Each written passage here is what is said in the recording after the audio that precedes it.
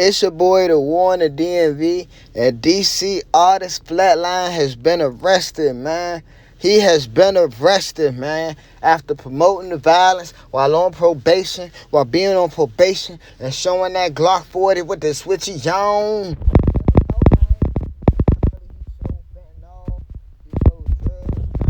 He showed everything while dropping a music video on probation. And I guess he thought he was going to get away with using the tag. You know, be cautious. Everything you see in the video is props. That shit is not real. That shit is cap. That shit is baloney. They went in that man's house. They found a Glock 21 with a switchy on, man. They found $2,000 in cash. They found fent 30s, and they found 2 kilos of marijuana. 2 kilos of marijuana. Now, you know when they start using words like kilos, nigga, you fried.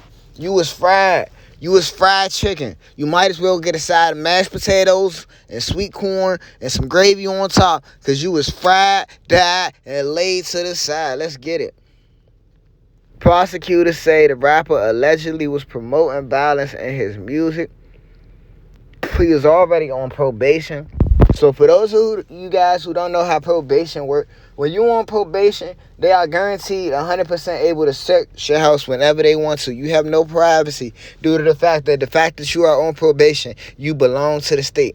If you belong to the state, at the end of the day, it ain't nothing you can do, because the state has control over everything. The state has the say-so for everything. It's nothing that no one can literally do at all, man. But it said Earl Isaac III, a.k.a. Frontline, was on probation in 2021 when he posted a video showing himself making threats and posing with automatic firearms. Like, these motherfuckers don't already see you. They not watching you. You gonna make some threats and post the switchy-ons, right? So, pretty much they say the 20-year-old convicted felon arrested at his home on Stanton Road in the district on June 1st while he was still serving out his 1-year probation. According to DC, the U.S. Attorney's Office, police found a .40 caliber Ghost Glock, which means that joint was going to jam on it. It was going to switch up and jam up. You feel me? It wasn't going to work.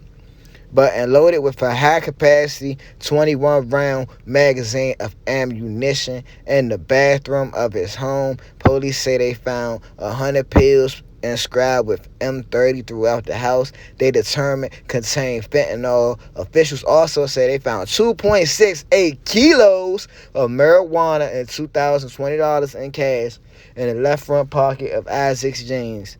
And also living in a home that they found was a teenager and a 4-year-old, man. Officials say he told apparently he took the blame, so they ain't put it on the 4-year-old and they ain't put it on the little kid, man.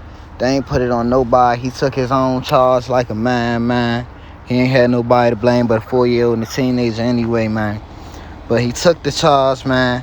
After they took his money, he asked, could they return his money after they found the money and the contraband? For those of y'all who don't know this, if you get caught with contraband and a large amount of money, which I could assume anything over probably like $1,000, they have the right to keep and repossess your money, so you don't get it back. So apparently he's going to have to fight and prove that he made $2,000 from a legit substance that he can say that, you feel me, that's his money and it's not drug related. But due to the fact they found it in his pocket and found all that other stuff in the house, it's going to be a tough one to really get that money back, man. You guys got to really think when y'all do stuff, man. Then that fentanyl alone, bruh, is just crazy, bruh. He was a youngin'. He was only 21, even though he looked like he 30, man. You could see him holding the 2 bands they found in his pocket, man.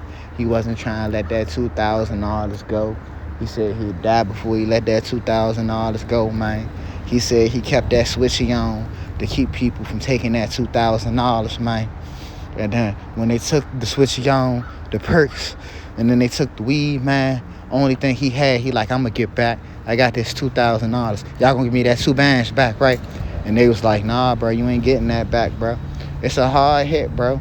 But at the same time, man, it's the streets, man. This is what goes on the streets daily. This doesn't just happen to him. This happened to Rayful, man. This happened to every other big hustler in the city, man. It's called restitution. They come take your money. They come take all stuff that they can say was caused by damages of the stuff that one person's street activities may or may have not caused, man. You guys gotta wake up and be smart, man. Flatline could have probably made it, man. He could have just he could have been running it up for real, for real. You hear me? He is from the city, man. Apparently he lived around the Oaks, man. For y'all who don't know, Stanton Oaks, Stanton Glen, all that is a very popular area in DC.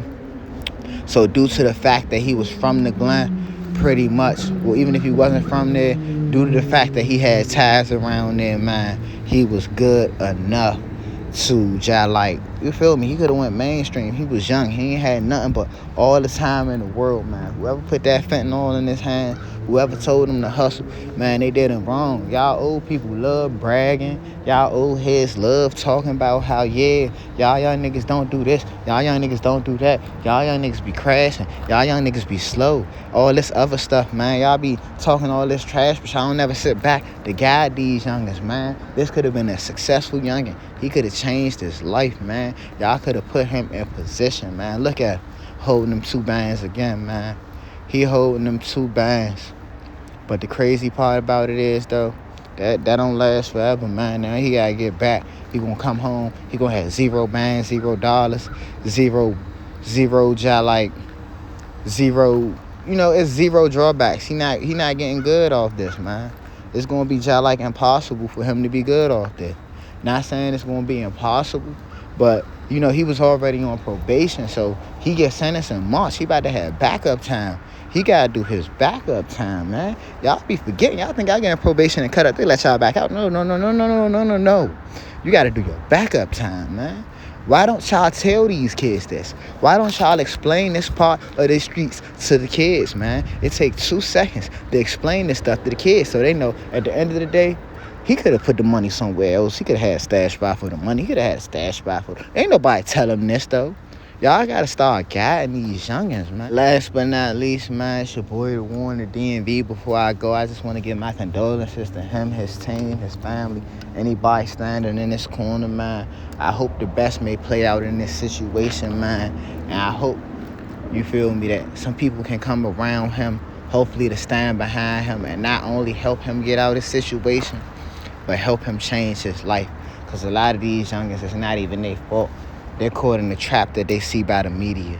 It's your boy, the War on the DMV, and I'm out. SEAL Team 6, come on, we're going to keep dragging all day, man. Your boy, the War on the DMV, and he finally out, man.